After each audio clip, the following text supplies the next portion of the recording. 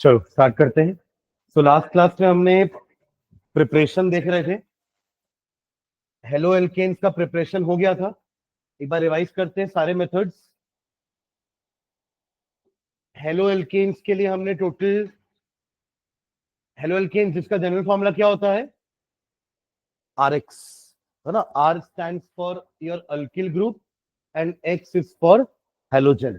जिसका ये जो नाम लिखा हुआ है ये इसका IUPAC नाम का स्ट्रक्चर है। पहले अपन हैलोजन का नाम लिखते हैं, फॉलोड बाय एल्केन का नाम। तीन चीजों से अपन RX बना सकते हैं। एक है अल्कोहल से, क्योंकि अल्कोहल में भी R है, बस OH हटाना है और X फिट करना है।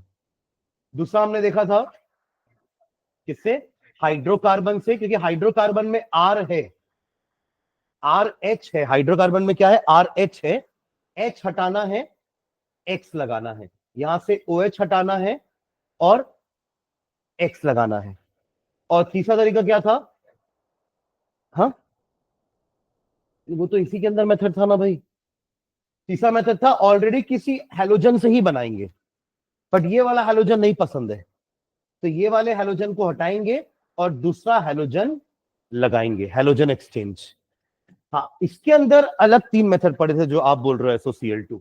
अल्कोहल से OH हटा करके X लगाने के तीन मेथड थे, यानी कि तीन अलग अलग सोर्स ऑफ X हैलोजन। पहला सोर्स क्या था, HX। दूसरा सोर्स क्या था, PX3 या PX5। और तीसरा सोर्स क्या था, SOCl2। समझ रहे हैं क्या?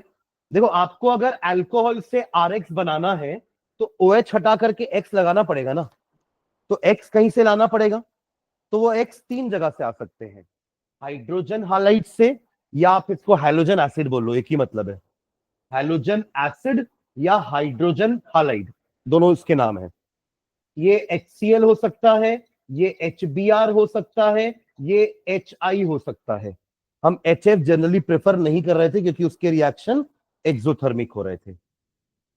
PX3 भी है, मतलब PCl3, PCl5, PBr3 या PI3, इनसे हमारे X आ जाएंगे। और तीसरा तरीका था SOCl2, इससे आपका Cl आ जाएगा। हमने देखा था यही बेस्ट मेथड था क्लोरो एल्केन बनाने का, क्योंकि इसके साथ जो बाई प्रोडक्ट बन रहे थे, सल्फर डाइऑक्साइड गैस और हाइड्रोजन क्लोराइड गैस, वो दोनों गैस थी तो उड़ जा रही थी। हमें सिर्फ क्या मिल रहा था, RCl, और यही हमें चाहिए भी था। ठीक है, सेकेंड मेथड में आओ। सेकेंड मेथड मतलब हाइड्रोकार्बन से कैसे बनाएंगे। तो यहां पे भी अपन ने एल्कीन और अल्काइन से अलग तरीके से देखा था। अल्कीन अल्काइन में हम क्या कर रहे थे, हम एडिशन रिएक्शन कर रहे थे। क्या कर रहे थे, addition reaction. Addition of HX या addition of directly halogen X2। Directly halogen add कर दो या HX ऐड करो तो आपको हेलो एल्केन मिल जाएगा। और वही मार्क एडिशन, दो तरीके का एडिशन देखे थे।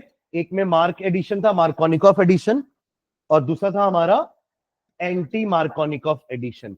दोनों से हम बना सकते हैं। अब डिपेंड करता है कि आपको हैलोजन किस कार्बन पे चाहिए। हैलोजन आपको किस कार्बन पे चाहिए, अकॉर्डिंगली आप मार्क या एंटी मार्क एडिशन करोगे। जैसे फॉर एग्जांपल हमने एक क्वेश्चन देखा था कि अगर आपके पास प्रोपीन है ना, आपको अगर वन ब्रोमो वन ब्रोमोप्रोपेन चाहिए तो आप अलग रिएक्शन करोगे। अगर आपको 2 ब्रोमोप्रोपेन बनाना है तो आप अलग रिएक्शन करोगे। किसके लिए मार्क करेंगे, किसके लिए एंटी मार्क करेंगे। देखो, यहां पर आपके पास 2 हाइड्रोजन है, यहां पर 1 है और यहां पर 3 है। जो भी एडिशन होना है वो किस में होना है, कार्बन नंबर 1 और कार्बन नंबर 2 पर। तो मार्क एडिशन के हिसाब से H यहां जाएगा और Br यहां आएगा। तो अगर 2 ब्रोमोप्रोपेन बनाना है तो अपन क्या करेंगे, मार्क एडिशन। एंटी मार्क में ब्रोमीन यहां आएगा, H यहां आएगा। तो अगर मुझे वन ब्रोमोप्रोपेन बनाना है तो मैं क्या करूंगा, एंटी मार्कोनिकॉफ एडिशन करेंगे। ठीक है। एंड सेकेंड तरीका था एल्केन से बनाने का। एल्केन से बनाने के लिए क्या करेंगे, सब्स्टिट्यूशन रिएक्शन। क्या करेंगे? Substitution reaction. वही CH4 ले लिए, साथ में Cl2 ले लिए, in the presence of sunlight एक एक करके हाइड्रोजन रिप्लेस होते जाएंगे फ्रॉम हैलोजेंस। ठीक है। और तीसरा तरीका था हमारा हैलोजन एक्सचेंज मेथड। क्या है ये? हैलोजन एक्सचेंज, मतलब पहले से एक हैलोजन लगा हुआ है, लेट से क्लोरीन लगा हुआ है, लेट से ब्रोमीन लगा हुआ है, पर हमें क्लोरीन ब्रोमीन वाला हैलोजन नहीं चाहिए, हमें क्या चाहिए? क्लोरीन चाहिए या आयोडीन चाहिए। तो उस केस में आप RCl में से या RBr में से Cl और Br हटाओगे और क्या लगाना चाह रहे हो? I या F, आयोडीन या फ्लोरीन। तो उसके लिए हमने दो मेथड पढ़े थे। एक था फिंकलस्टीन नेम रिएक्शन, था हमारा पहला नेम रिएक्शन, और दूसरा रिएक्शन था स्वार्ट्स। फिंकलस्टीन किसके लिए था? आयोडीन के लिए। और स्वार्ट्स किसके लिए था? फ्लोरीन के लिए। आयोडीन कहां से आ रहा था? NaI से, जिसका आपने सॉल्यूशन बनाया था एसीटोन में या मिथेनॉल में। एसीटोन या मिथेनॉल का, मिथेनॉल सॉल्वेंट है, ये दोनों क्या है हमारे? सॉल्वेंट, जिसमें सॉल्यूट क्या डालेंगे अपन? NaI। इसके साथ लेंगे अपन अपना क्या? जो भी RX, RCl या RBr, तब बनेगा आपको RI। क्या मिलेगा आपको? RI। फिंकलस्टन से मिलता है RI और स्वार्ट्स से मिलता है RF। F कहां से आएगा? इनऑर्गेनिक कंपाउंड्स लिखे थे कुछ, इनऑर्गेनिक फ्लोराइड्स। कैटेगरी क्या थी? इनऑर्गेनिक फ्लोराइड, जैसे कि फॉर एग्जांपल Hg2F2 या AgF या COF2, कोबाल्ट का फ्लोराइड, सिल्वर का फ्लोराइड, मर्करी का फ्लोराइड या आर्सेनिक का फ्लोराइड या एंटीमनी का फ्लोराइड। लिए थे AsF3, फिर SbF2, 3 था क्या? सॉरी 3 था, हाँ। तो ये सब हमारे क्या है? Inorganic fluorides. क्या है? इनऑर्गेनिक फ्लोराइड्स, जहां से फ्लोरीन आएगा और R के साथ अटैच हो जाएगा, Cl और Br को हटा देगा। तो ये कहलाए थे हमारे हैलोजन एक्सचेंज रिएक्शन। तो इतने मेथड से अपन RX बना रहे थे, हेलो एल्केन्स। चैप्टर का दूसरा पार्ट क्या था? Hello arenes. हेलो अरीन्स, जो अपन दो टाइप के देखे थे, ऐसे हेलो अरीन्स जिसमें halogen directly halogen ring, sorry benzene ring पे अटैच है, देख रहे हैं। और एक और टाइप का हेलोअरीन क्या देखे थे? जिसमें हमारा हैलोजन उस कार्बन पे अटैच है जो बेंजीन से अटैच है। समझ रहे हैं? ये हमारे असली एरिल बेंजीन होते हैं। इनको अपन ने क्या नाम दिया था? बेंजिलिक। ये बेंजिलिक वाले थे। बेंजिल क्लोराइड नाम था ना इसका। अगर यहां पे क्लोरीन लग दूंगा तो क्या नाम था इसका? Benzyl chloride. और इसको अपन क्या नाम देते हैं? Chloro benzene. Chloro benzene. ठीक है। इसका भी प्रिपरेशन देखे थे। इसका प्रिपरेशन अपन अल्कोहल से ट्राई करने वाले थे पहले, याद है? जैसे अपन इसका प्रिपरेशन अल्कोहल से बनाए थे, इसका RX को, RX को बनाए थे ना ROH से। तो वैसे ही हमने सोचा कि क्या हम ARX, इसको क्या नाम दूंगा मैं? ARX। क्या हम ARX को AROH से बना सकते हैं क्या? तो इसका आंसर था नो। इसका रीजन हमने क्या लिखा था कि AROH बोले तो क्या? फिनॉल। फिनॉल में रेजोनेंस होता है, जिसमें ये डबल बॉन्ड जो है इसका फुल डीलोकलाइजेशन होता है, जिसके कारण कार्बन और O के बीच की bond partial double bond character होता है इनके पास, जिसको तोड़ना थोड़ा मुश्किल है। ROH में और AROH में ये बॉन्ड अलग अलग होती है। भले आपको दिखने में दोनों सेम दिख रही होगी, पर एक्चुअली में ये दोनों बॉन्ड क्या होती हैं? अलग अलग होती है। दोनों में कार्बन और O के बीच में बॉन्ड है, दोनों में कार्बन और O के बीच में बॉन्ड है, बट इस कार्बन और O के बीच की बॉन्ड के पास पार्शियल डबल बॉन्ड कैरेक्टर होता है। याद है इसके 5 रेजोनेंस स्ट्रक्चर बनाए थे अपन क्लास में, जिसमें से 3 स्ट्रक्चर में कार्बन और O की बॉन्ड कैसी थी? डबल बॉन्ड थी, which is difficult to break in comparison to a single bond. Single bond double bond के कंपैरिजन में वीकर होती है। डबल बॉन्ड स्ट्रॉन्गर है, triple bond even more stronger. समझ रहे हैं क्या? दैट इज वाई हमने ये वाला मेथड प्रेफर नहीं किया था for making what, hello Areen. हम अपने एलिफैटिक अल्कोहल से हेलो एल्केन बना रहे थे, एलिफैटिक अल्कोहल से हेलो एल्केन बना रहे थे, बट एरोमेटिक अल्कोहल से हेलो एरीन नहीं बनाएंगे। उसका रीजन हम देख चुके हैं। ठीक है, तो हमने फिर किससे बनाया था, क्या लिए थे, हेलो अरीन के, हेलो अरीन का हमने एक मेथड देख लिया था ना। तो जब अपन आरओएच से बनाए तो सेकेंड मेथड क्या था हेलो एल्केन बनाने का, हाइड्रोकार्बन, हाइड्रोकार्बन से था, तो यहां हाइड्रोकार्बन यूज करेंगे। तो किस टाइप का हाइड्रोकार्बन यूज करेंगे अपन, एरोमेटिक वाला, क्योंकि बना भी तो एरोमेटिक वाला रहे हैं, तो एरोमेटिक हाइड्रोकार्बन यूज कर सकते हैं। एरोमेटिक हाइड्रोकार्बन मतलब सिंपल बेंजीन यूज कर सकते हो या फिर टोल्यूइन यूज कर सकते हो। दोनों में फर्क क्या था, एक में हमें मिलेगा क्या, न्यूक्लियर वाला, मैंने पता ना हम दो टाइप के हेलोअरीन्स पढ़ते हैं, एक में जहां पर न्यूक्लियस में अटैच होगा हेलोजन, और एक में उस कार्बन पे अटैच होगा जो न्यूक्लियस से अटैच है। न्यूक्लियस मतलब बेंजीन रिंग। एरोमेटिक हाइड्रोकार्बन का न्यूक्लियस क्या होता है, बेंजीन रिंग। तो यहां पे halogen is attach directly to the nucleus, यहां पे halogen is attach directly to the nucleus, halogen is attach to the carbon which is attach to the nucleus. दोनों में फर्क है, दोनों को बनाने के तरीके भी अलग अलग हैं। इसमें अपन डायरेक्ट हेलोजन ले रहे थे, है ना, पर साथ में क्या ले रहे थे, डायरेक्ट नहीं बोलना चाहिए, साथ में क्या ले रहे थे, एनहाइड्रस AlCl3। क्या नाम दिया था इसको अपन ने, लुइस एसिड। क्या था ये, लुइस एसिड। ये ले लो या फिर आप FeBr3 ले लो। ये दोनों क्या होते हैं, हाइड्रोजन कैरियर है। क्या है ये, हाइड्रोजन कैरियर, जो हाइड्रोजन को कैरी करके यहां लेके जाएंगे, तब जाके बनेगा आपका क्लोरोबेंजीन। क्या बनेगा, क्लोरोबेंजीन। और इससे अपन को बनाना है तो यहां पे भी अपन ने Cl2 लिया था, बट किसके प्रेजेंस में, सनलाइट के प्रेजेंस में।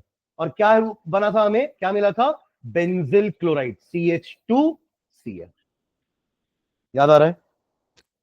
तो ये एरोमेटिक हाइड्रोकार्बन से दो तरीके से अपन ने ये बना दिया था, न्यूक्लियर डेरिवेटिव, और ये बनाया था साइड चेन डेरिवेटिव। क्या नाम दिए थे इसको अपन, साइड चेन डेरिवेटिव। समझ गया ना क्यों साइड चेन डेरिवेटिव बोल रहे हैं, क्योंकि क्लोरीन साइड चेन में चिपका हुआ है और यहां पे क्लोरीन डायरेक्टली न्यूक्लियस से चिपका हुआ है। तो ये न्यूक्लियर डेरिवेटिव और ये side chain derivative. Am I clear, यहां तक क्लियर है? यहां तक हम कर भी लिए थे। एक लास्ट मेथड बचा हुआ है जिससे अपन हेलोअरीन बनाने वाले हैं। लिखेगा method, from from diazonium salt, from diazonium salt. ठीक है, ब्रैकेट में लिखो एक और नेम रिएक्शन, ये हमारा थर्ड नेम रिएक्शन है और बहुत इंपॉर्टेंट रिएक्शन है। लिखेंगे नाम, sand mayor reaction, sand mayor reaction, SAND, sand mayor reaction, sand mayor reaction. इसमें लिखो chloro and bromo arenes, chloro and bromo arenes, chloro and bromo arenes are easily prepared, are easily prepared, chloro and bromoarenes are easily prepared when the diazonium salts, when the diazonium salts are treated with, when the diazonium, ये जो नाम दिए थे ऊपर इसी से तो बना रहे हैं ना, when the diazonium salts are treated with CuCl dissolved in HCl, CuCl dissolved in HCl और CuBr dissolved in HBr। जाहिर सी बात है, क्लोरीन बनाना होगा तो मैं CuCl लूंगा, ब्रोमोबेंजीन बनाना होगा तो मैं CuBr लूंगा। ठीक है, तो CuCl dissolved in HCl और CuBr dissolved in HBr, full stop. This reaction is called Sand-Meyer reaction. This reaction is called Sand-Meyer reaction. This reaction is called sand-mayor reaction. Diazonium salt का formula देखना, benzene ring बनाएंगे, क्योंकि chlorobenzene बनाने के लिए benzene ring तो लेना पड़ेगा ना। यहाँ अपन हाइड्रोकार्बन यही वाला लेंगे, एलिफेटिक नहीं लेंगे। एलिफेटिक ले लोगे तो हेलो एल्केन बन रहा था, हमें तो हेलो एरीन बनाना है, तो एरोमेटिक हाइड्रोकार्बन ही लेना पड़ेगा। ठीक है, ओके, ये हमारा बेंजीन रिंग है। हाँ, इसमें लगाएंगे डाइएजोनियम ग्रुप, यहां पर लिखेंगे N ट्रिपल बॉन्ड N, ये हमारा डाइएजोनियम ग्रुप है, ये भी एक तरह का फंक्शनल ग्रुप ही है। ठीक है, और इधर लगा देना एक एनायन, मतलब इतना आपका कैटायन है और ये आपका एनायन, तो इसी को बोल रहा है डाइएजोनियम सॉल्ट। इसका नाम नीचे लिखना, benzene, benzene diazonium, diazonium chloride, benzene diazonium chloride. Benzene, ये है आपका डाइएजो ग्रुप, और ये क्लोराइड, बेंजीन डाइएजोनियम क्लोराइड। इसका किसका रिएक्शन करा रहे हैं अपन, या तो CuCl इन HCl या तो CuBr इन HBr। तो लिख लो एरो मार के, CuCl dissolved in HCl, CuCl dissolved in HCl। तो अब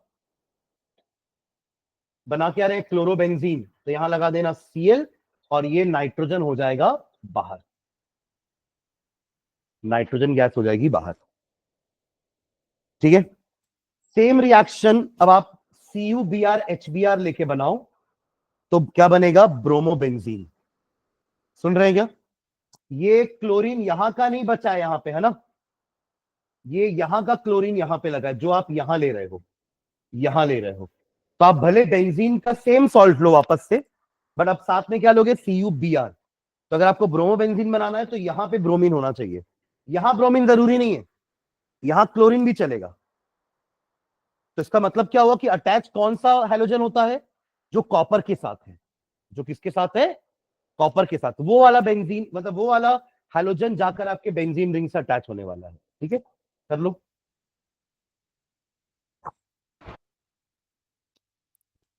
ठीक है, तो सॉल्ट सेम रखना, बस यहां पे CuBr ले लेना इन HBr, तो आपको बनेगा क्या, bromobenzene, bromobenzene plus nitrogen gas तो रहेगा ही, है ना। और वहां पर आप एक क्लोराइड आयन भी अलग कर लेना ऐसे, उस वाले में, इस वाले में मत करना, क्योंकि ये वाला तो मिक्स हो जाएगा ना इनके साथ। सुन रहे हैं मैं क्या बोल रहा हूं, उस वाले में लिखेंगे, इस वाले में नहीं, है ना, मैंने यहीं लिख दिया है। पर ये आप लोग किसमें ऐड करोगे, जो आपने वो Br वाला रिएक्शन लिखा है उसमें ऐड करोगे, यानी वहां पे 3 बाई प्रोडक्ट बनने, मतलब 3 प्रोडक्ट बनने वाले हैं। एक ये तो बनेगा ही Br, ब्रोमोबेंजीन तो बना ही रहे थे ना, तो वो तो बनेगा ही, साथ में नाइट्रोजन गैस भी बनेगा, और एक आपका हो जाएगा क्लोराइड आयन। ठीक है, तो ये बहुत इंपॉर्टेंट रिएक्शन है सैंड मेयर, क्योंकि नेम रिएक्शन है। तो जो मैंने आपको कहा था कि अपन 25-26 नेम रिएक्शन पढ़ेंगे, उसमें 3 तो अपन यहीं पढ़ लिए अपन, किसके प्रिपरेशन में, हेलो एल्केन्स के प्रिपरेशन में 2 पढ़े, फिंकलस्टीन एंड स्वार्ट्स, और ये एक हो गया हमारा सैंड मेयर रिएक्शन। ठीक है, तो इतना हमारा प्रिपरेशन था पूरा, है ना। तो इस स्लाइड में आपको मिल जाएगा पूरा का पूरा हेलो एल्केन का प्रिपरेशन के methods, from alcohol, from hydrocarbon, from another halo alkane, और इसमें आपको मिल जाएगा दोनों मेथड किसके, हेलो अरीन बनाने के। ठीक है, चलिए नेक्स्ट आगे बढ़ते हैं, हेडिंग डालो, physical properties, physical properties of halo alkanes and halo arenes. 3 चीजें इंपॉर्टेंट है, preparation, physical property and chemical property. ठीक है, तो अगला चीज पढ़ रहे हैं अपन, फिजिकल प्रॉपर्टीज, एक साथ पढ़ेंगे फिजिकल प्रॉपर्टी दोनों की। प्रिपरेशन हमने अलग अलग पढ़ा है, क्योंकि उनके लिए रिएजेंट अलग अलग लेने थे। सुन रहे हो क्या, आप हेलो एल्केन के रिएजेंट से हेलो अरीन नहीं बना पाओगे, कैसे बना दोगे, क्योंकि यहाँ पे आपको एलिफेटिक हाइड्रोकार्बन चाहिए, वहां पे आपको एरोमेटिक हाइड्रोकार्बन चाहिए। एलिफेटिक हाइड्रोकार्बन से बनेंगे हेलो एल्केन, और एरोमेटिक हाइड्रोकार्बन से बनेंगे हेलो अरीन्स, इसलिए प्रिपरेशन अलग अलग पड़े, बट फिजिकली बिहेव वो सेम करेंगे। तो फिजिकल प्रॉपर्टीज एक साथ पढ़ेंगे। ठीक है, चलो लिखो, पहला फर्स्ट प्रॉपर्टी लिखना। फिजिकल प्रॉपर्टी का मतलब क्या होता है, what do you mean by physical property and chemical property, दोनों में क्या डिफरेंस है,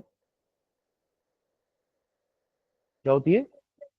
ऑब्जर्वेबल तो दोनों है, मतलब वो भी तो रिएक्शन करके आपको दिख जाएगा ना कि ये कुछ रिएक्शन किया है, ऑब्जर्वेबल मतलब आप ऐसा बोलो कि कलर हो सकता है physical property, physical state physical property है कि ये सॉलिड है, कि लिक्विड है, कि गैस है। मेल्टिंग पॉइंट, बॉइलिंग पॉइंट, ये सब फिजिकल प्रॉपर्टीज होती है। सॉलिबिलिटी, कि क्या ये पानी में सॉल्युबल है, या मतलब पोलार सॉल्वेंट लेना पड़ेगा इनको सॉल्युबल करने के लिए, या नॉन पोलार। हमने एक जनरल चीजें पढ़ी हैं कि लाइक डिजोल्व्स लाइक, आपको सॉल्यूशन में ही मैंने पढ़ाया था ना।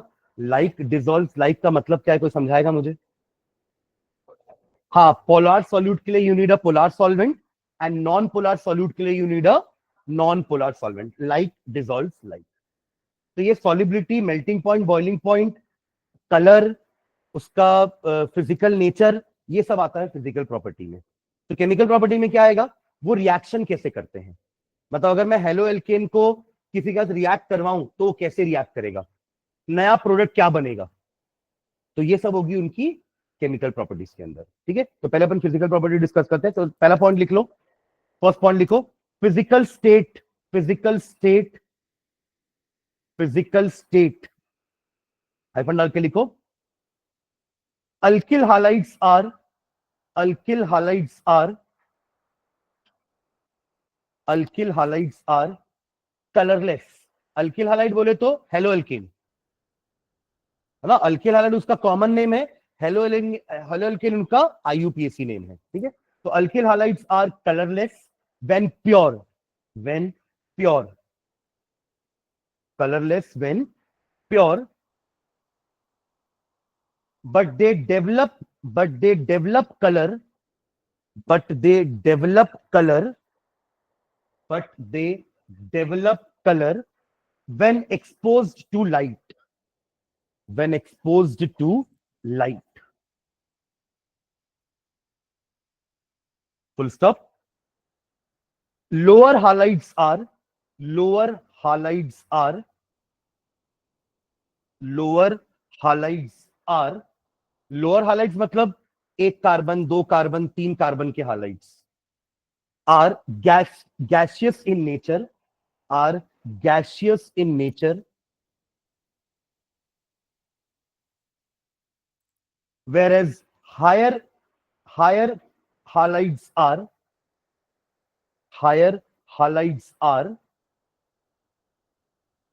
either liquids or solids, higher halides are either liquids or solids, either liquids or solids। इसका मीनिंग समझना, जो भी आपके देखो लोअर हालाइड्स होंगे ना, यानी कि आप ये बोल लो कि less number of carbon, less number of carbon, तो ये आपके छोटे छोटे मॉलिक्यूल्स होंगे, इनके बीच में वॉन्डरवॉल फोर्स ऑफ अट्रैक्शन कम होगा क्योंकि इनका मास कम है। तो जो कार्बन की चेन बढ़ती जा रही है तो मास बढ़ेगा ना। एक कार्बन का हेलो एल्केन और 10 कार्बन का हेलो एल्केन, दोनों में क्लोरीन लगा हुआ है, पर एक में एक कार्बन है, दूसरे के पास 10 कार्बन है, तो उसका मास ज्यादा होगा। मास ज्यादा होता है तो वॉन्डरवॉल फोर्स ऑफ अट्रैक्शन बढ़ जाता है। वॉन्डरवॉल फोर्स ऑफ अट्रैक्शन क्या होता है? It is the force of attraction existing between two molecule. जैसे आपका फिजिक्स का ग्रेविटेशनल फोर्स है ना, वैसे ही केमिस्ट्री का वॉन्डरवॉल फोर्स है। फिजिक्स का ग्रेविटेशनल फोर्स भी बहुत वीक नेचर का होता है ना। वैसे ही वॉन्डरवॉल फोर्स केमिस्ट्री का एकदम वीकेस्ट फोर्स होता है पर बहुत कम है। Am I clear? मतलब आप दो की बॉडी के बीच में भी ग्रेविटेशनल फोर्स है। ग्रेविटेशनल फोर्स, फोर्स का मतलब ये तो नहीं होता कि सिर्फ अर्थ अट्रैक्ट कर रहा है तो उसका ग्रेविटेशनल फोर्स है।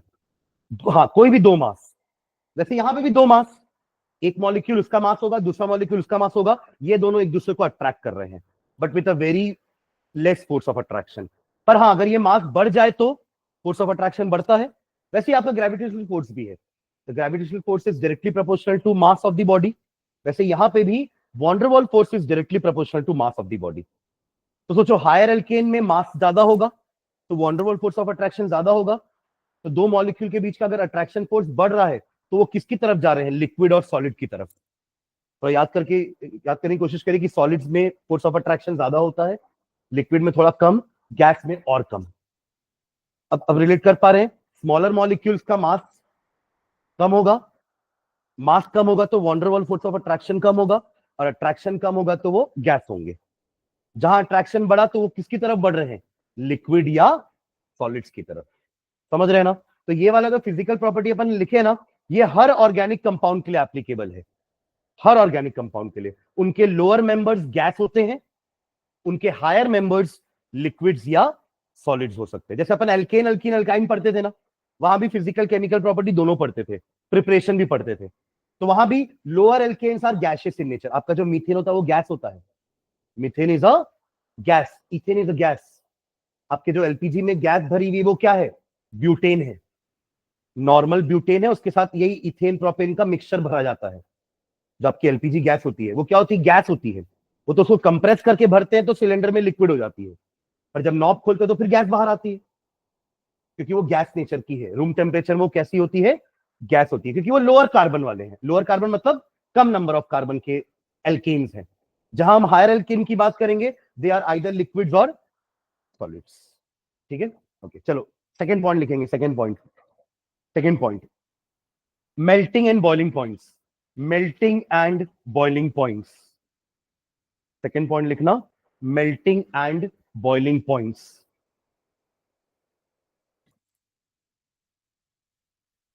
इसमें हाइफन डाल के लिखो, due to greater polarity. Boiling का मतलब क्या होता है? मेल्टिंग बॉइलिंग का मतलब,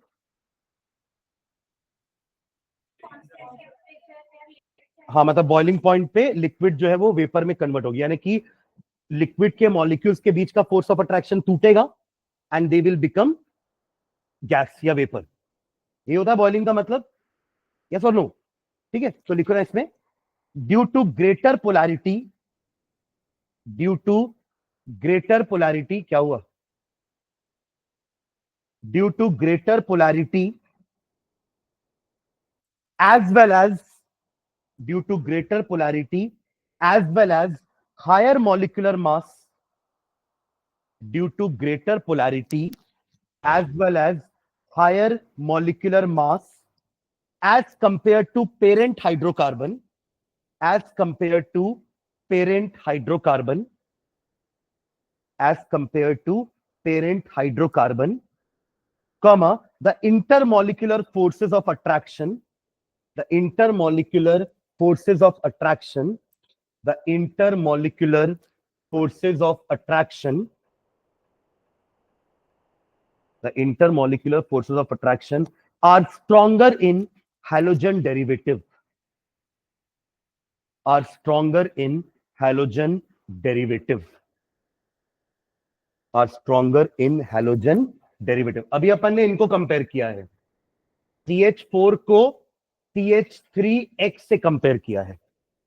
CH4 क्या है? मीथेन है, बस सिंपल हाइड्रोकार्बन। अब इसमें एक H की जगह हमने क्या लगा दिया? हैलोजन।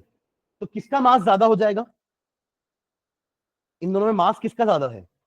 इसका, क्योंकि इसका तो मास कितना होता है? 12 और 4 16, 16 AMU। बट इसमें आप कोई भी हाइड्रोजन लगा दो, इवन आप फ्लोरीन भी लगा दोगे, तो भी फ्लोरीन का मास कितना है? 19। तो यहां तो 1 ही हाइड्रोजन था ना, यहां पे फ्लोरीन का मास कितना हो गया? 19। अगर आपने क्लोरीन लगाया तो 35.5। समझ लो मैं क्या बोल रहा हूं? तो इन शॉर्ट अपन ये बोलना चाह रहे हैं कि जिस एल्केन से हेलो एल्केन बना है उसका मास इससे कम होता है।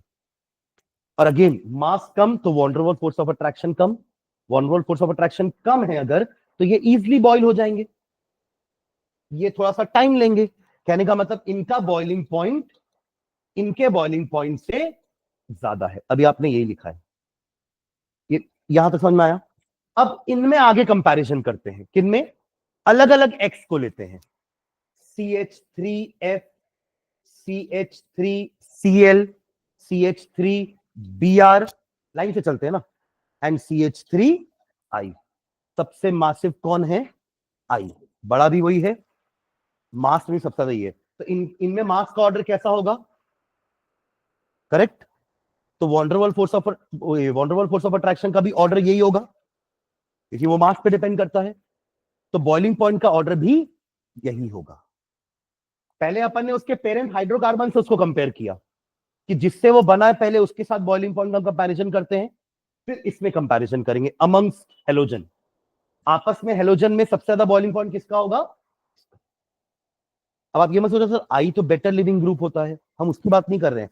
हम बात कर रहे हैं कि CH3I दूसरे CH3I से ज्यादा अट्रैक्टेड है, और I लिविंग ग्रुप तो हम फिर इसकी बात करेंगे, नो डाउट CH3I में से I सबसे जल्दी निकलता है इन तीनों में, बट वो बॉइलिंग पॉइंट थोड़ी ना होता है। बॉइलिंग पॉइंट के लिए तो अपन को दोनों मॉलिक्यूल को अलग अलग करना है, मॉलिक्यूल के एटम्स को अलग अलग नहीं करना है।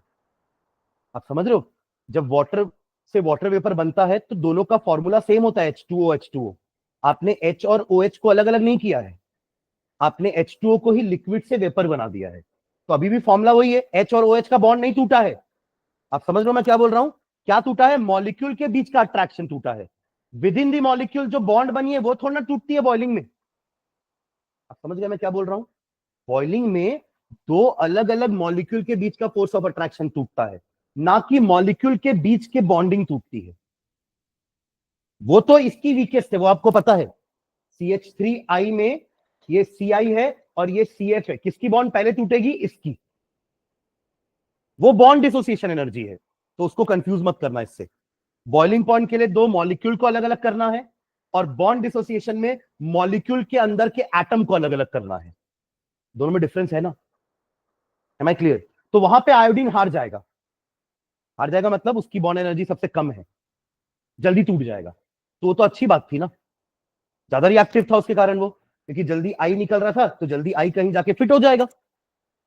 याद आ रहा ना जो अपन पढ़ चुके हैं पिछला? ठीक है, ओके। तो क्या लिखे आप लोग कि ड्यू टू ग्रेटर पोलैरिटी, यहां पे पोलैरिटी भी नहीं है, यहां पे पोलर बॉन्ड थी ना, ये सी बॉन्ड एक्स बॉन्ड किस टाइप की थी? Polar, partial negative partial positive. तो apart from van der Waal force of attraction, इसमें एक अट्रैक्शन और होता है, वो होता है डाइपोल डाइपोल अट्रैक्शन। क्या होता है?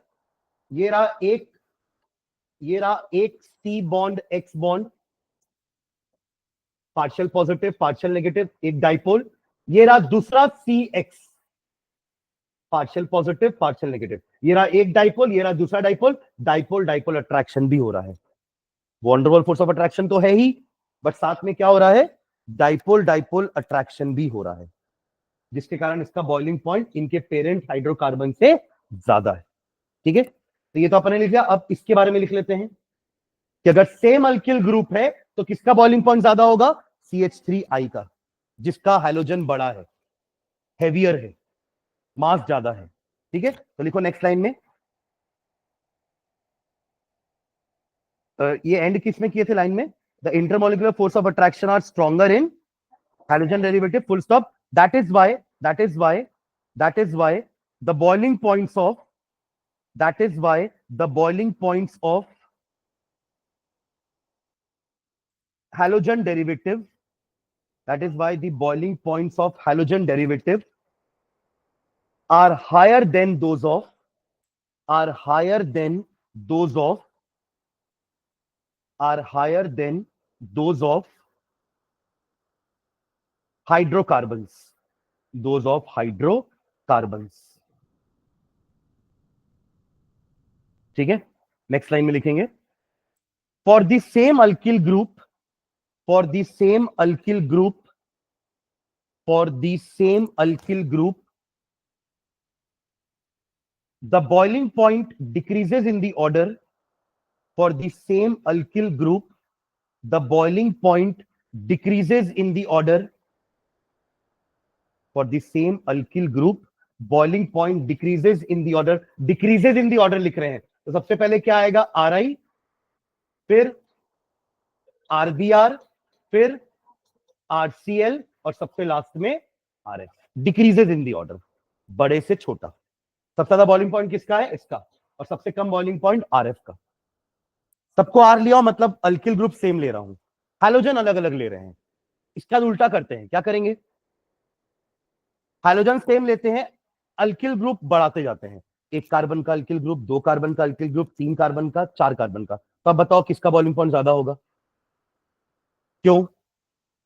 मास ज्यादा। क्यों? Van der Waal force of attraction ज्यादा, बॉइलिंग पॉइंट ज्यादा। समझ गए ना? तो आप अल्किल ग्रुप अलग अलग रखते हैं, हाइड्रोजन सेम रखते हैं। यहां समझ गए ना? हमने हैलोजन अलग अलग रखा, अल्किल ग्रुप सबका सेम था। एक कार्बन का होगा तो एक कार्बन का सबका, दो कार्बन का तो दो कार्बन का सबका अल्किल ग्रुप सेम है। ठीक है, नेक्स्ट लाइन में for the same halogen atom, for the same halogen atom, for the same halogen atom, boiling point increase for the same halogen atom, boiling point increase with increase in the size of alkyl group. For the same halogen atom, boiling point increase with increase in the size of the alkyl group. With increase in the size of the alkyl group. Boiling point increase with increase in the size of the alkyl group. Example लिख लो, CH3Cl, CH3CH2Cl, CH3CH2CH2Cl and CH3CH2 का thrice Cl. Thrice मतलब 3 लगेंगे, है ना, back to back. तो इसमें कैसे लिखेंगे ऑर्डर अपन? ऐसा वाला लगाऊं कि ऐसा वाला लगाऊं? ऊपर वाला, है ना. तो क्या आ जाएगा? ठीक है.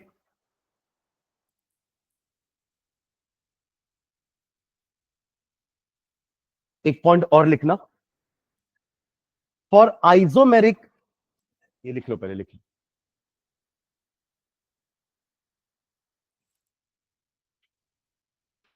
बढ़े आगे.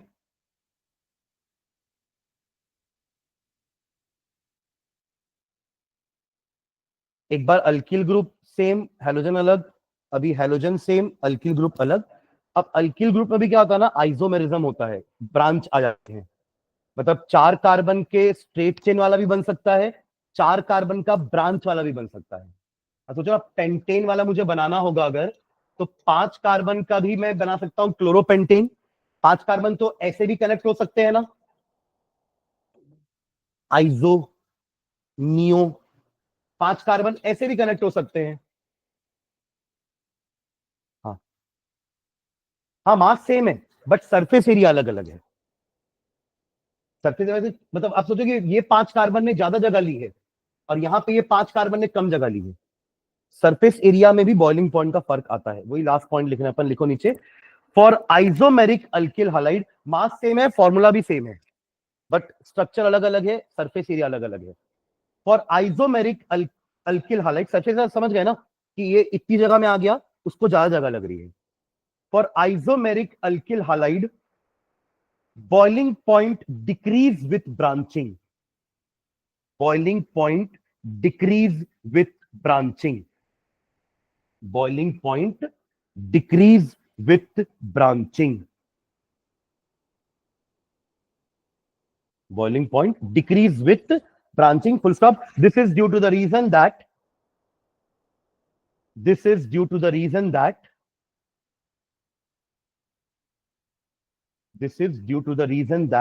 with branching, surface area decreases. With branching, surface area decreases, which results in the decrease in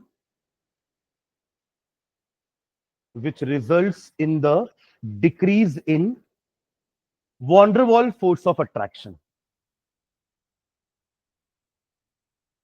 size छोटा हो जा रहा है ना, तो van der Waals force of attraction decrease हो जाएगा, which results in the decrease in van der Waals force of attraction. Example लिख लो, एक CH3CH2 का थ्राइस Cl, ये हमारा हो गया नॉर्मल, मतलब स्ट्रेट चेन वाला, है ना. एक और लिखना इसी में ही. अब एक ब्रांच कर देते हैं इसको, CH3 का ट्वाइस CH2Cl. कार्बन वहां भी 4 है, कार्बन यहां भी 4 है, बट इसका स्ट्रक्चर कैसा है, चारों कार्बन स्ट्रेट चेन में है, लास्ट में क्लोरीन है. यहां पर कैसा है, ये वाला ब्रांच में, मतलब ये वाला क्लोरीन में और ये वाले कार्बन पे, ये दोनों ब्रांच में है. समझ रहे हैं? CH3 ट्वाइस का मतलब ऐसा मत लिख देना, ये गलत हो जाएगा. सुन रहे हो क्या? कैसे गलत हो जाएगा? ये 5 बॉन्ड बना लिया, देखो ये जैसा लिखा है उसको अपन ऐसा एक्सपैंड कर सकते हैं, बट इसको ऐसा नहीं एक्सपैंड कर सकते। समझ रहे हैं दोनों में डिफरेंस? अगर आपने ऐसा एक्सपैंड कर दिया तो इसके बाद फिर CH नहीं लग सकता, क्योंकि ये कार्बन 5 बॉन्ड बना रहा है, देखो 3 4 5। तो एक्चुअली में ये कैसा है, इसी कार्बन पर दोनों लगे हुए हैं, लाइक दिस। आ रहा डिफरेंस समझ में? तो ये आपका एक मिथिल ग्रुप यहां है, एक मिथिल ग्रुप यहां है, बाकी सेम है CH2Cl जैसे ये है, बट ये दोनों जो इतनी जगह ले रहे थे अब वो दोनों कम जगह में आ गए। ठीक है, एक और बनाना इसी का ही। अब इसी कार्बन पर तीनों जगह CH3 लगा देना, CH3 CH3 CH3 और यहां पे Cl। क्या हो गया? कौन सा? हाँ आ जाएगा ना, ये तो 3 कार्बन की चेन है, पर एक तो ब्रांच है ना। मतलब इसके कंपैरिजन में इसका सरफेस एरिया कम है, इसका सरफेस एरिया ज्यादा है, इसका सरफेस एरिया कम है, इसलिए इसका बॉइलिंग पॉइंट ज्यादा होगा, इसका बॉइलिंग पॉइंट कम होगा। इसका देखोगे तो ये तीनों ब्रांच है, हालांकि ये दोनों स्ट्रेट चेन में आ जाएंगे, पर ये दोनों को नहीं लेंगे अपन, किसको लेंगे? इन तीनों को। क्या इन दोनों को थोड़ा लोगे स्ट्रेट चेन में? अपना स्ट्रेट चेन क्या होना चाहिए? लॉन्गेस्ट। तो उस हिसाब से हमारा 3 कार्बन का तो ये बनेगा ना, पर ब्रांच तो है। ठीक है, सरफेस एरिया सबसे कम इसका होगा, फिर इसका, और सबसे ज्यादा इसका सरफेस एरिया। ठीक है, तो इसका ऑर्डर क्या हो जाएगा बॉइलिंग पॉइंट का? ऐसा। ठीक है, तीनों बना लो। इसको ऐसे लिख सकते हो, इसको ऐसे, और इस वाले को कैसे लिखोगे? शॉर्ट फॉर्म में कैसे लिखोगे इसको? इसी C में Cl है, और यहां पे क्या कर दोगे? CH3 का प्राइस। समझे क्या? तो बॉइलिंग पॉइंट सबसे ज्यादा किसका होगा? इसका, फिर इसका। सरफेस एरिया का भी ऑर्डर सेम है, वॉन्डरवॉल फोर्स ऑफ अट्रैक्शन का भी ऑर्डर सेम है, इसलिए बॉइलिंग पॉइंट का भी ऑर्डर यही रहेगा। ठीक है,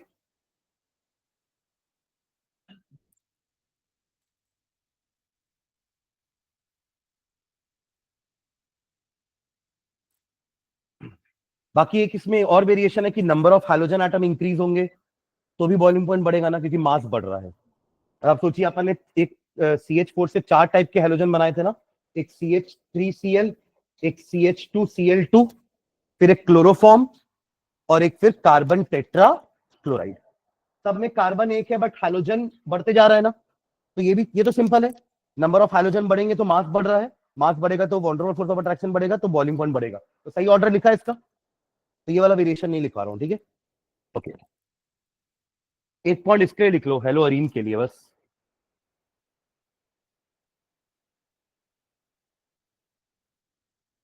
For the same aryl group, for the same aryl group, for the same aryl group, for the same aryl group, boiling point increases, boiling point increases, boiling point increases as the size of halogen atom increases. ये भी same point है, बस वो halo alkane के लिए था, ये hello Areen के लिए है। Boiling point increases as the size of the halogen atom increases. As the size of the halogen atom increases. ठीक है, last point in boiling point only लिखे हुए, last point, boiling point of isomeric, boiling point of isomeric, boiling point of isomeric dihalobenzene, boiling point of isomeric dihalobenzene. इसका क्या मतलब हुआ? डाइहेलोबेंजीन समझ गए क्या? बेंजीन में 2 हेलोजन, तभी वो डाई लगा है ना। अब ये 2 हेलोजन ऐसे भी हो सकते हैं, या इसकी जगह हेलोजन यहां भी आ सकता है, या इसकी जगह यहां भी आ सकता है। इन पोजीशंस को क्या बोलते हैं अपन? Ortho meta para.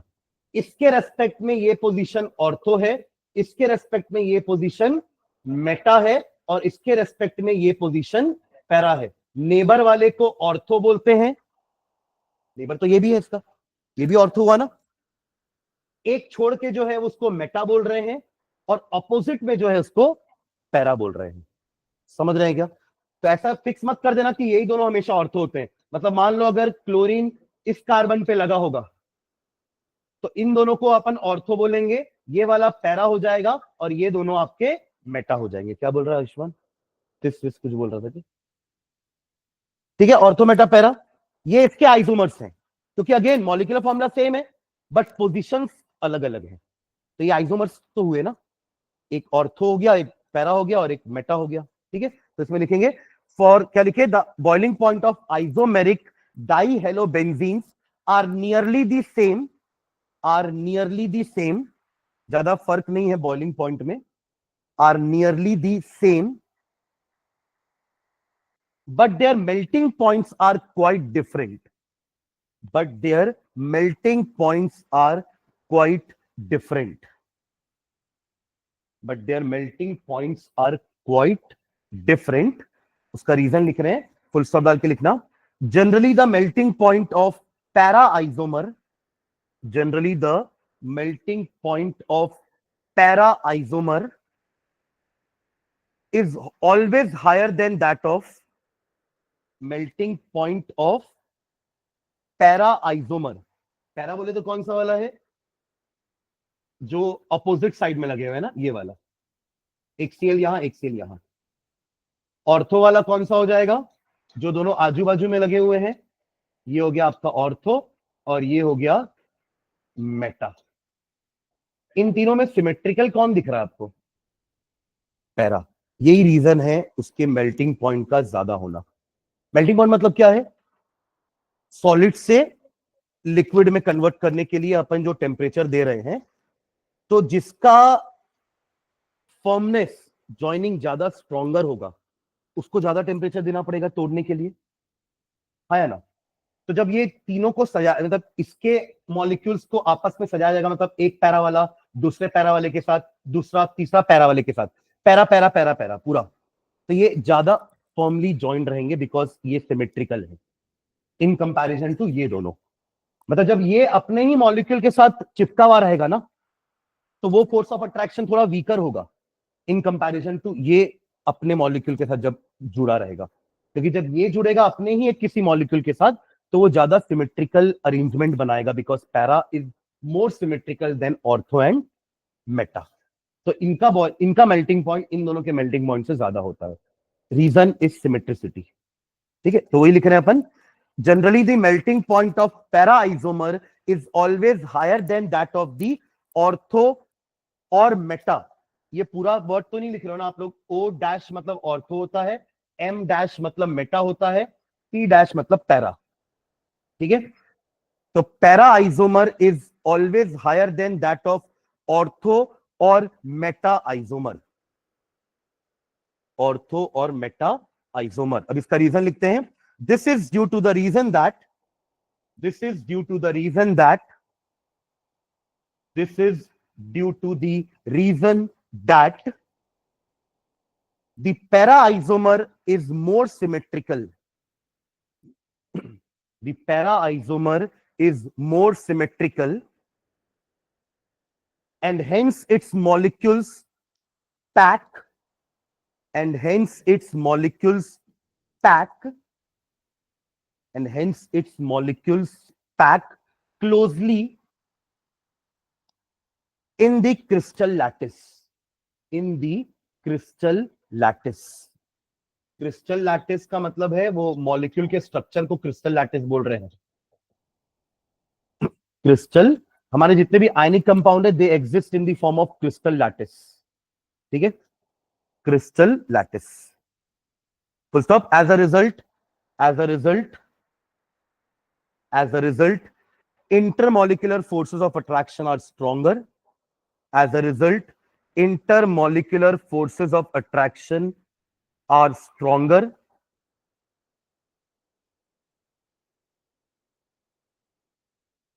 intermolecular forces of attraction are stronger and hence it melts at a higher temperature, and hence it melts at a higher temperature, hence it melts at a higher temperature। ठीक है, चलिए next property में आते हैं। ये पूरा melting point boiling point के बारे में हो गया। प्रॉपर्टी नंबर 3, पहला तो हमारा फिजिकल स्टेट हो गया, सेकंड हो गया melting point boiling point, third लिखेंगे, थर्ड लिखिए डेंसिटी, डेंसिटी, डेंसिटी। इसमें हाइफन डाल के लिख लो, alkyl fluorides and chlorides are, alkyl fluorides and chlorides are, alkyl fluorides and chlorides are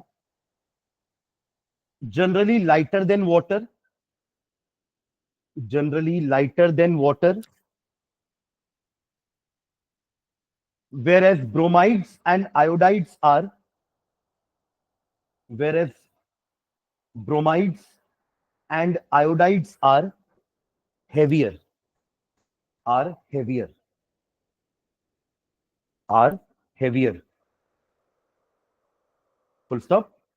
All aryl halides, all aryl halides, aryl halides के पास वैसे ही बहुत सारा कार्बन है तो वैसे ही हेवियर है. All aryl halides are heavier than water, are heavier than water.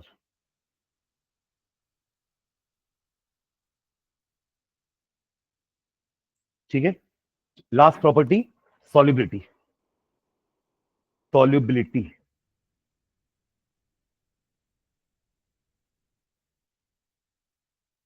Solubility. ठीक है, इसमें हाइफन डाल के लिखो, इवन दो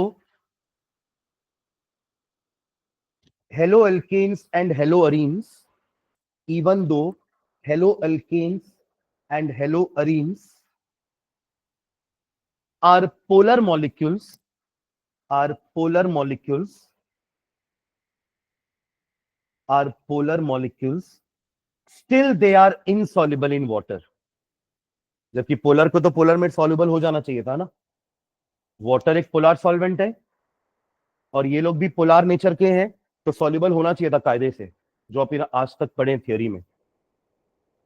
Even though haloalkanes and haloarenes are polar molecules, still they are insoluble in water. Full stop.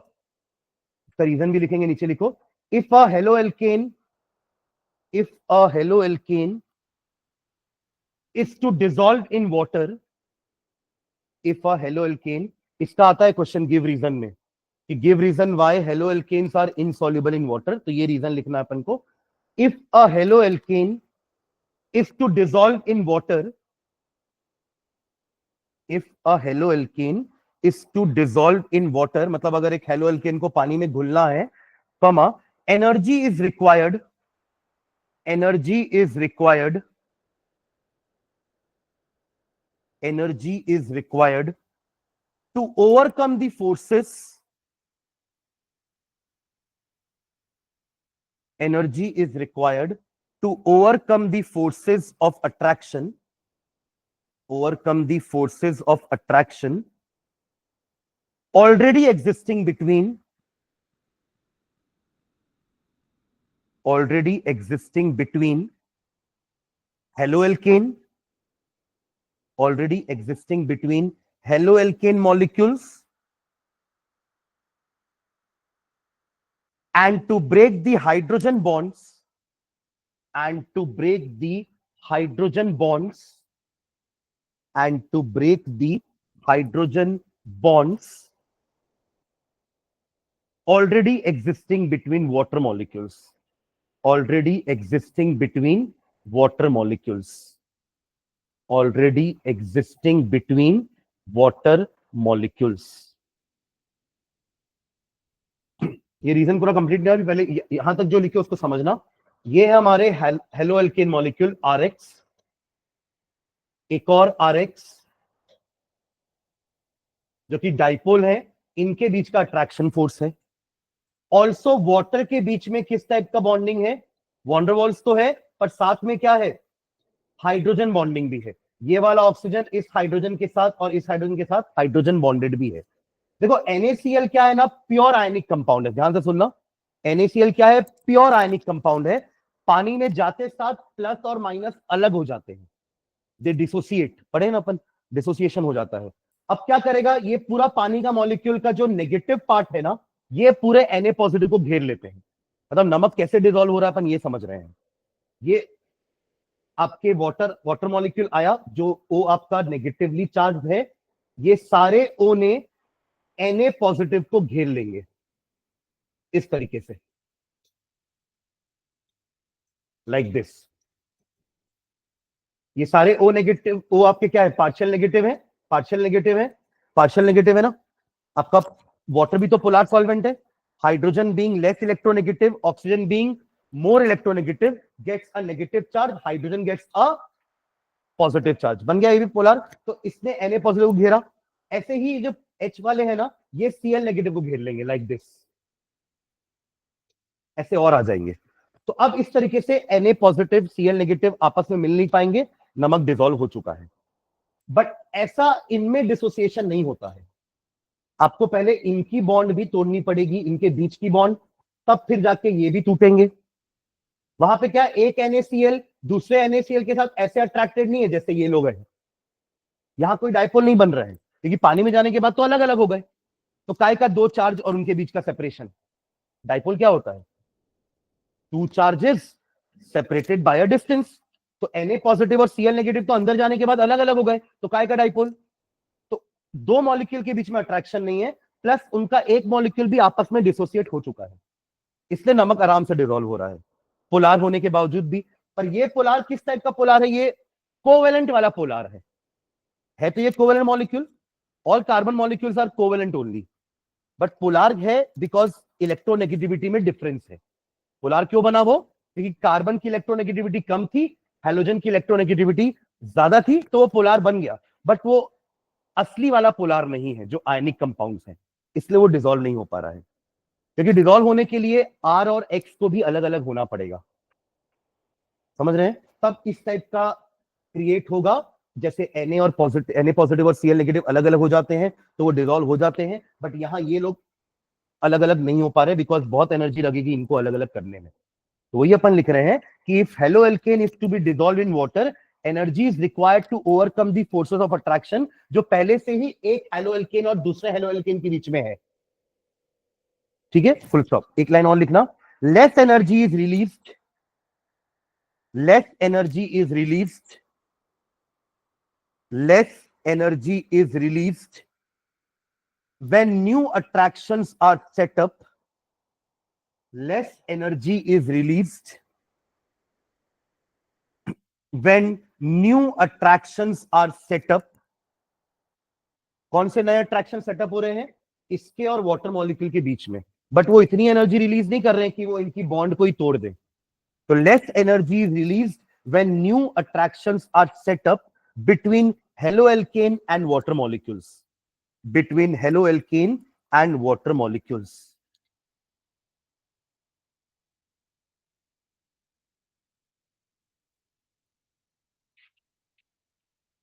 Full stop. As a result, haloalkanes and haloarenes are insoluble in water.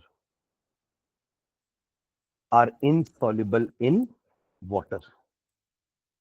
अब जो पानी में डिसॉल्व नहीं होंगे उनके लिए अपने पास क्या है, नॉन पोलर सॉल्वेंट, जैसे कि benzene, carbon tetrachloride, ether. Alcohol नहीं लेते अपन जनरली सॉल्वेंट, ईथर लेते हैं। ईथर हो गया, कार्बन टेट्राक्लोराइड, क्लोरोफॉर्म, बेंजीन, ये सब क्या होते हैं, नॉन पोलर सॉल्वेंट जिसमें ये डिसॉल्व हो जाएगा। ठीक है, तो एक लाइन उसके भी लिख लो, but they are soluble in, but they are soluble in, but they are soluble in organic solvents like ether, organic solvents like ether.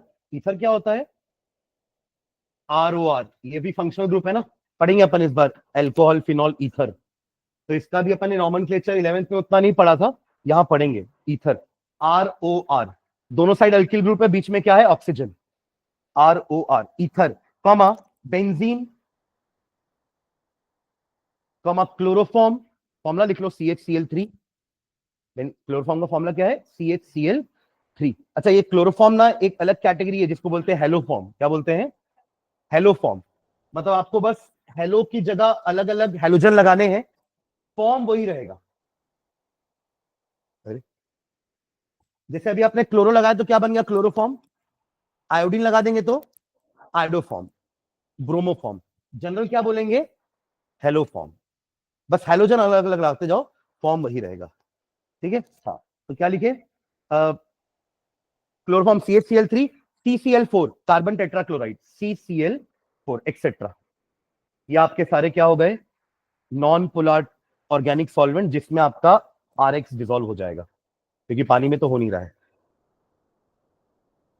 हाँ, क्योंकि ये भी नॉन पोलर है ना, ये भी लगभग पोलर है जरूर, बट प्योर पोलर नहीं है। ठीक है। चलिए, ये आपकी पूरी फिजिकल प्रॉपर्टी होगी। नेक्स्ट एंड डालना केमिकल प्रॉपर्टीज। केमिकल प्रॉपर्टी, तो फिजिकल प्रॉपर्टी से क्वेश्चन कैसे आता है, सुनना इधर। आपको 4-5 मॉलिक्यूल दे देगा, बोलेगा arrange them in the order of increasing boiling point या डिक्रीजिंग बॉइलिंग पॉइंट, है ना।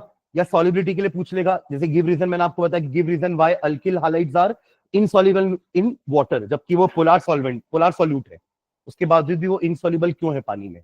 ठीक है। चलिए, chemical properties of halo alkanes. Chemical properties अलग अलग पढ़ेंगे। Chemical properties of halo alkanes,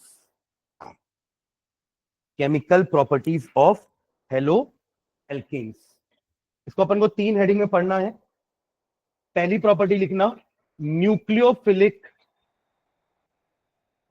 nucleophilic substitution, nucleophilic substitution.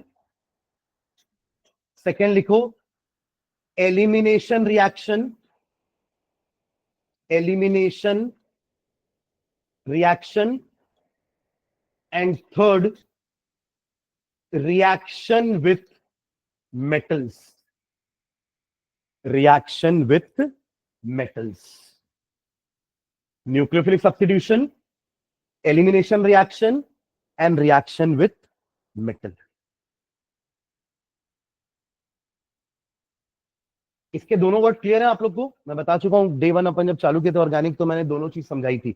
Substitution reaction का मतलब क्या है, एक ऑलरेडी जो एटम है वो हटेगा, उसकी जगह कोई नया एटम लेगा, सब्स्टिट्यूट करेगा उसको। और न्यूक्लियोफाइल क्या है हमारे, they are either negatively charged species या a neutral species with a lone pair, Lewis base. समझ रहे हैं, ये हमारे न्यूक्लियोफाइल होते हैं। देखो ऑलरेडी आपके CH3X में X क्या है, नेगेटिवली चार्ज्ड, ये पार्शियल पॉजिटिव और ये पार्शियल, तो हुआ ना, न्यूक्लियोफिलिक सेंटर है ये, तो ये रिमूव होगा और इसकी जगह कोई नया न्यूक्लियोफाइल आ सकता है, फॉर एग्जांपल OH नेगेटिव। अगर ये हटके ये लगा तो क्या बनेगा,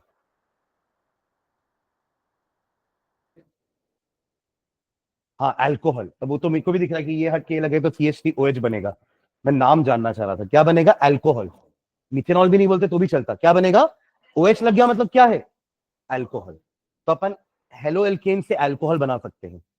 जैसे आपने अल्कोहल से हेलो एल्केन बनाया ना, पहला method, preparation of halo alkane from alcohol, तो आप हेलो एल्केन से भी अल्कोहल बना सकते हो। अल्कोहल से हेलो एल्केन पढ़ चुके हैं, अब पढ़ेंगे हेलो एल्केन से अल्कोहल। ये सेम रिएक्शन फिर से पढ़ेंगे जब अपन अल्कोहल का प्रिपरेशन पढ़ेंगे। अभी कहां पढ़ेंगे इसको, हेलो एल्केन की प्रॉपर्टी में। पर ये सेम रिएक्शन अल्कोहल के प्रिपरेशन में भी आ सकता है ना, क्योंकि अल्टीमेटली बन तो रहा है आपका अल्कोहल, तो ये अल्कोहल के प्रिपरेशन में भी आएगा, और यही रिएक्शन हेलो एल्केन की प्रॉपर्टी में भी आएगा। तो यहां पे हमें मल्टीपल रिएक्शंस अलग अलग जगह दिख सकते हैं, मतलब रिपीटेशन होगा रिएक्शन का, क्योंकि वो एक की प्रॉपर्टी है तो दूसरे का प्रिपरेशन भी तो है। अगर हेलो एल्केन से अल्कोहल बन रहा है न्यूक्लियोफिलिक सब्स्टिट्यूशन करके, तो अल्कोहल बन रहा है, तो ये अल्कोहल के प्रिपरेशन की हेडिंग में भी आएगा सेम रिएक्शन। समझ गया मैं क्या बोलना चाह रहा हूं, हाँ है ना। तो ऐसे एक और रिएक्शन कैसे रिपीट हो सकता है, अल्कोहल से जो अपन ने हेलो एल्केन बनाया, वो हेलो एल्केन की प्रिपरेशन में था, पर वो अल्कोहल की प्रॉपर्टी भी तो है कि वो हेलो एल्केन बना सकता है, तो वो फिर से रिपीट होगा। कौन कौन से रिएक्शन, जो अपन ने अल्कोहल से हेलो एल्केन के 3 रिएक्शन पढ़े थे ना, थायोनिल वाला, PX वाला और HX वाला, ये तीनों रिएक्शन जिससे हमने हेलो एल्केन बनाया था, ये तीनों रिएक्शन, पर ये नहीं, ये तीनों रिएक्शन जिससे अपन ने हेलो एल्केन बनाया था वो अभी हेलो एल्केन की प्रॉपर्टी के अंदर पड़े। सेम तीनों रिएक्शन अपन अल्कोहल के प्रॉपर्टी में पढ़ेंगे। अभी अपन ने हेलो एल्केन के प्रिपरेशन में पढ़ा, अब सेम तीन रिएक्शन अल्कोहल की प्रॉपर्टी में भी आएगा। समझ गए? ठीक है, तो चलो पहला ना ये वाला लिखते हैं, सेकंड रिएक्शन लिख लो, सेकंड हेडिंग डालो। फर्स्ट वाला थोड़ा बड़ा, उसको नेक्स्ट क्लास में करेंगे, अभी खत्म नहीं हो पाएगा, चालू करूंगा तो लिखो एलिमिनेशन रिएक्शन। लिखो, सबसे पहले एलिमिनेशन रिएक्शन पढ़ते हैं। Elimination reaction, as the name suggest, कुछ ना कुछ चीज का एलिमिनेशन होने वाला है। ये भी मैंने आपको एक एग्जांपल करके बताया था एलिमिनेशन का, फिर से एक बार देख लेते हैं। Elimination reaction, elimination reaction, hyphen डाल के लिखो इसका definition.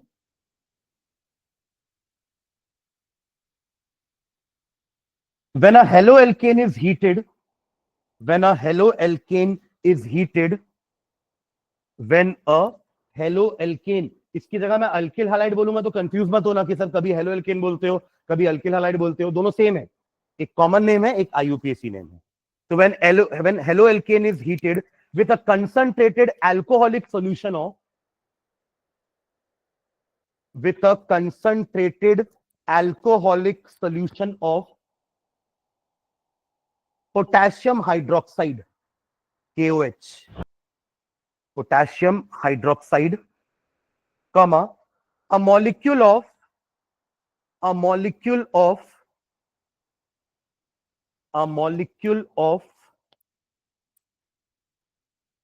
hydrogen halide, a molecule of hydrogen halide is eliminated, is eliminated, is eliminated, and an alkene is formed, and an alkene is formed, and an alkene is formed। क्या बोला हमने, क्या निकलने वाला है, एक हाइड्रोजन हालाइड निकलेगा। देखो ध्यान से इधर, ये एक हेलो एल्केन है,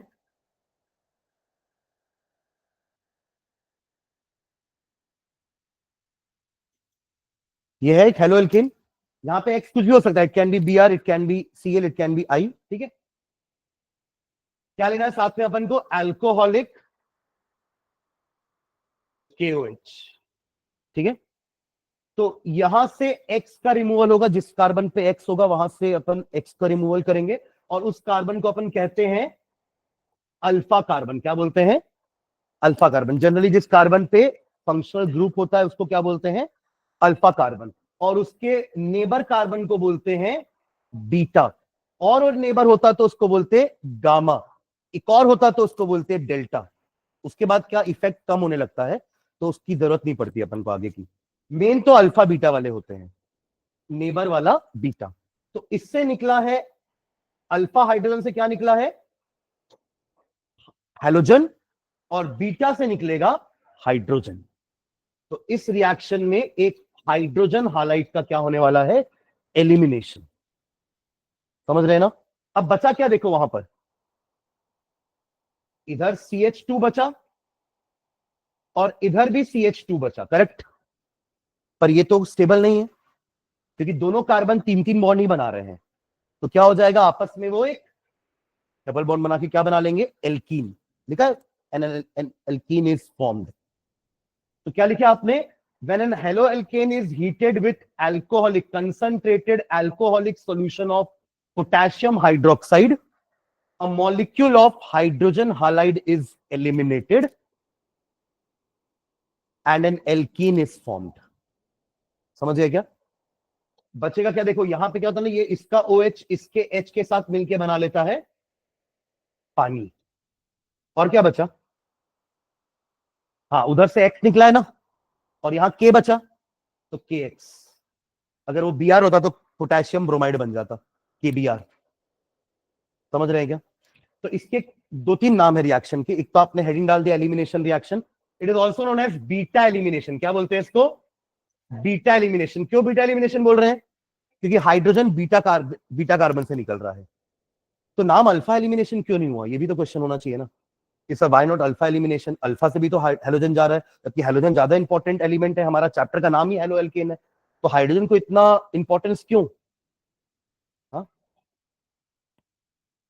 नहीं तो बिना हेलोजन को हटाए भी तो एल्कीन नहीं बनेगा, क्योंकि देखो अल्फा कार्बन एक हो सकता है पर बीटा दो हो सकते हैं। अब देखो इसी वाले स्ट्रक्चर में ध्यान देना, ये भी बीटा है और ये भी बीटा है। अब डिसाइड करना है कि कौन सा बीटा हाइड्रोजन, मतलब कौन से बीटा कार्बन से हाइड्रोजन निकालेंगे, मतलब बीटा वाला ज्यादा इंपॉर्टेंट है, बीटा हाइड्रोजन आइडेंटिफाई करना ज्यादा इंपॉर्टेंट है। अभी समझेंगे अपन ऐसा क्यों, है ना। पर ये वाला रिएक्शन समझ में आ गया ना। तो एक नाम क्या पड़ा इसका, बीटा एलिमिनेशन। एक नाम जो एलिमिनेट हो रहा है ना उसके नाम से आया, और वो नाम था डी हाइड्रो हेलोजिनेशन। डी मतलब रिमूवल, जैसे डिहाइड्रेशन में पानी का रिमूवल। डी हाइड्रोजन भी निकला है और हेलोजन भी निकला है, तो डी हाइड्रो हेलोजिनेशन। तो दो नाम हो गए इसके, बीटा एलिमिनेशन और डी हाइड्रो हेलोजिनेशन। तो पहले तो आप ये रिएक्शन लिखो जैसे मैंने लिखा है वैसे ही, फिर अपन ये दो नाम भी लिखेंगे नीचे।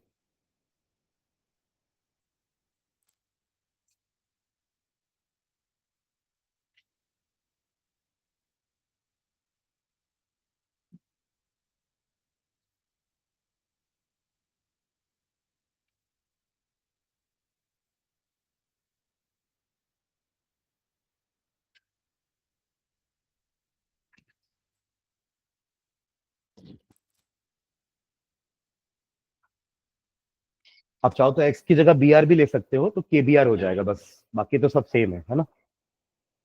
हाँ नीचे लिखना, इसका दो नाम और लिख रहे हैं तो उसका रीजन के साथ लिखते हैं नाम, नीचे लिखो।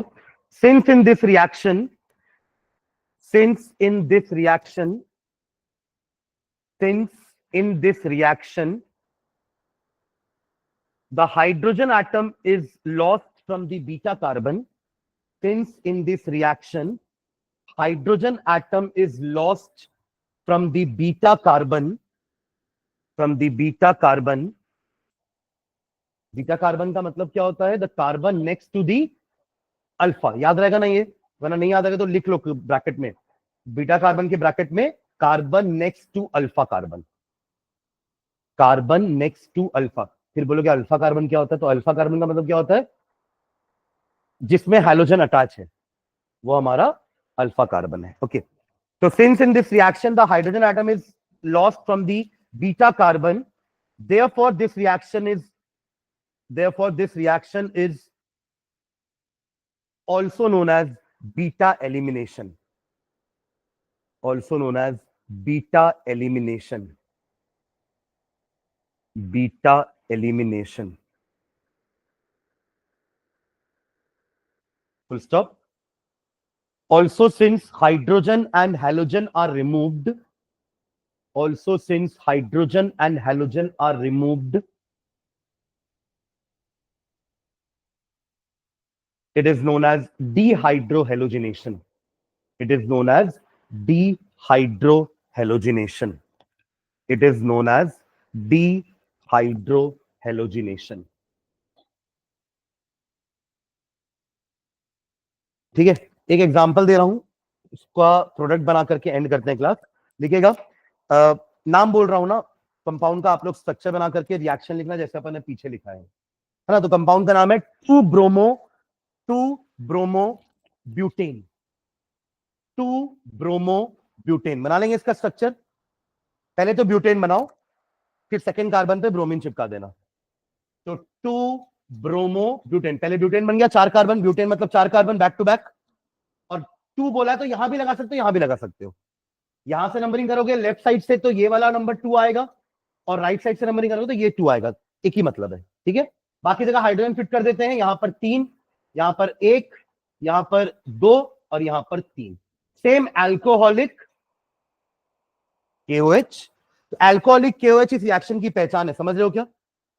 एल्कोहलिक KOH से अपन रिएक्शन को समझेंगे कि क्या रिएक्शन है ये, किस, हाँ अब बताइए क्या रिएक्शन होगा।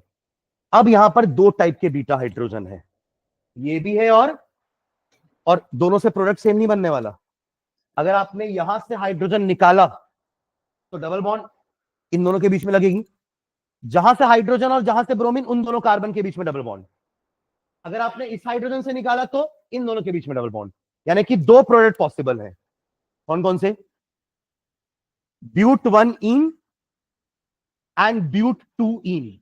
अरे बनेगा तो एल्कीन ही, नो डाउट, बट फर्क ये है कि यहां पर ये भी बीटा हाइड्रोजन है, बीटा कार्बन है, और ये भी बीटा कार्बन है। तो आप इस वाले हाइड्रोजन को रिमूव कर रहे हो या इसको, तो रिमूव दोनों होते हैं, पर दोनों में से एक मेजर प्रोडक्ट होता है। बनाते पहले दोनों है। चलो क्या क्या बनेगा, इसके दो प्रोडक्ट बनाना, पहले ऐसे ऊपर और नीचे दो बना लेना। अगर अपन ये वाले को इस वाले से हाइड्रोजन का रिमूव करते हैं तो बनेगा आपका but 1 ene which is CH2 double bond CH single bond CH2 single bond CH3, ऐसा होगा। इसका नाम है ब्यूट 1 इन। और अगर हमने इस वाले बीटा कार्बन से हाइड्रोजन निकाला तो ये तो सेम ऐसे ही रहेगा, CH3 सिंगल बॉन्ड CH, यहां लग जाएगी हमारी डबल बॉन्ड। समझ में आ रहा है क्या स्ट्रक्चर? ये आ जाएगा हमारा CH और CH3 का नाम पड़ेगा ब्यूट 2 इन। बन दोनों रहे हैं, पर एक की क्वांटिटी ज्यादा बनी, बाद में पता चला। बने दोनों हैं, जब सेपरेशन एपरेशन किए तो पता चला कि एक ज्यादा मात्रा में बना है और दूसरा बना है पर कम क्वांटिटी में बना है। और ऐसा बार बार किए ना तो एक जनरलाइजेशन आ गया कि मेजर प्रोडक्ट उस टाइप का बनता है जिस डबल बॉन्डेड कार्बन में नंबर ऑफ सब्स्टिट्यूएंट्स ज्यादा है। अब देखो ये दोनों डबल बॉन्डेड कार्बन है, कितनी ब्रांच लगी है, इसके साथ एक सब्स्टिट्यूएंट है, इसके साथ भी एक सब्स्टिट्यूएंट है, दो सब्स्टिट्यूएंट है। और ऊपर वाले में देखो इन दोनों कार्बन के बीच में डबल बॉन्ड है और इसमें सिर्फ यही लगा हुआ है। समझ रहे ना? तो ये हमारा माइनर प्रोडक्ट बनता है और ये बनता है मेजर। मेजर माइनर लिख लो, मैं रूल लिखवा देता हूं। इस रूल को कहते हैं अपन शेड्जेफ रूल। ये 11th में पढ़ाया हूं मैं, शेड्जेफ रूल, ठीक है। अब इसका मीनिंग लिखते हैं, नीचे लिखना। If the halogen is present, if the halogen is present, if the halogen is present on any carbon,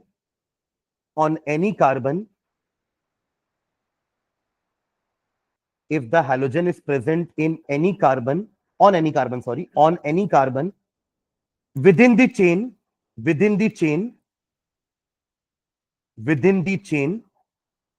comma, the alkyl halide can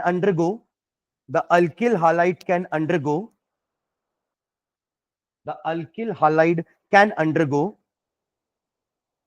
dehydrohalogenation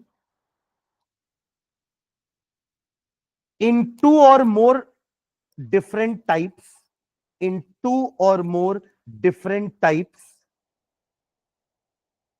मतलब यहां तो दो बीटा कार्बन थे, अगर तीन बीटा कार्बन होते तो तीसरा प्रोडक्ट भी बन सकता था। इन टू और more different types depending upon number of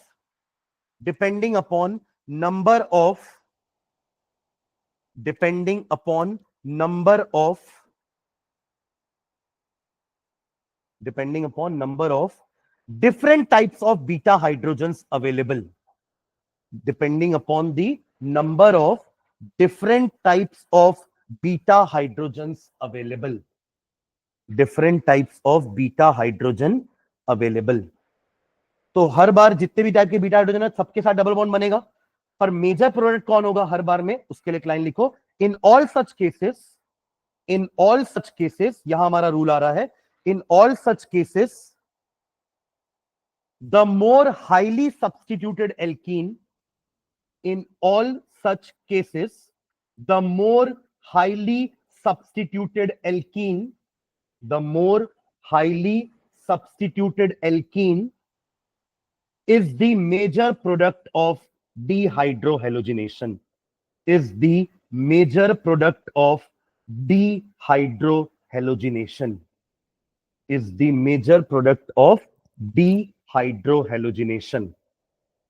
full stop.